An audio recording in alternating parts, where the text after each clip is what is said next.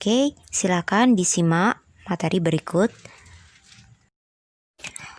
Sifat Undang-Undang Dasar atau Konstitusi dapat diubah dan tidak dapat diubah. Undang-Undang Dasar Negara Republik Indonesia tahun 1945 sebagai konstitusi atau hukum dasar tertinggi bangsa Indonesia adalah konstitusi yang dapat digolongkan sebagai konstitusi yang dapat diubah.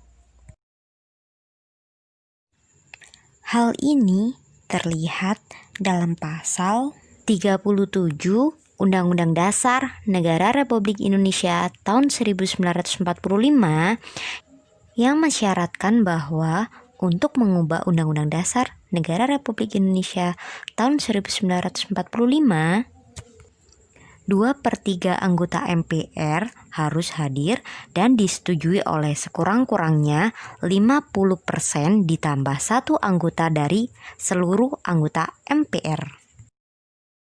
Sejak tahun 1999, MPR telah mengadakan perubahan atau amandemen terhadap Undang-Undang Dasar Negara Republik Indonesia tahun 1945 sebanyak 4 kali. Dalam melakukan perubahan Undang-Undang Dasar Negara Republik Indonesia tahun 1945, ada kesepakatan dasar berkaitan dengan perubahan Undang-Undang Dasar Negara Republik Indonesia tahun 1945. Kesepakatan dasar itu terdiri atas 5 butir. 1. Tidak mengubah pembukaan Undang-Undang Dasar Negara Republik Indonesia tahun 1945. 2. Tetap mempertahankan Negara Kesatuan Republik Indonesia. 3. Mempertegas sistem pemerintahan presidensial. 4. Menjelaskan Undang-Undang Dasar Negara Republik Indonesia tahun 1945 yang memuat hal-hal normatif akan dimasukkan ke dalam pasal-pasal atau batang tubuh. 5. Melakukan perubahan dengan cara adendum.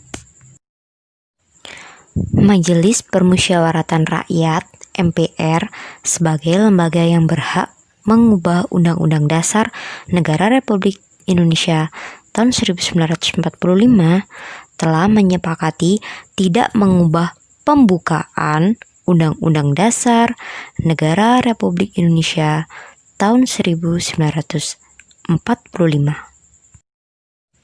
Kesepakatan MPR tersebut tertuang dalam Ketetapan MPR Nomor 9/MPR/1999 bahwa pembukaan Undang-Undang Dasar Negara Republik Indonesia tahun 1945 tidak akan diubah. Alasannya bahwa pembukaan Undang-Undang Dasar Negara Republik Indonesia tahun 1945 memuat cita-cita bersama, memuat tujuan-tujuan yang biasanya juga disebut sebagai falsafah kenegaraan atau cita-cita negara, yang kemudian menjadi kesepakatan pertama bangsa Indonesia dalam membangun wadah Negara Kesatuan Republik Indonesia. Pelaksanaan Undang-Undang Dasar Negara Republik Indonesia tahun 1945 bukan hanya dilakukan dengan tidak mengubah pembukaan, tetapi yang tidak kalah penting adalah melaksanakan pasal-pasal UUD Negara Republik Indonesia tahun 1945 dalam kehidupan bermasyarakat, berbangsa, dan bernegara. Setiap lembaga negara, lembaga masyarakat, dan setiap warga negara wajib melaksanakan UUD Negara Republik Indonesia tahun 1945.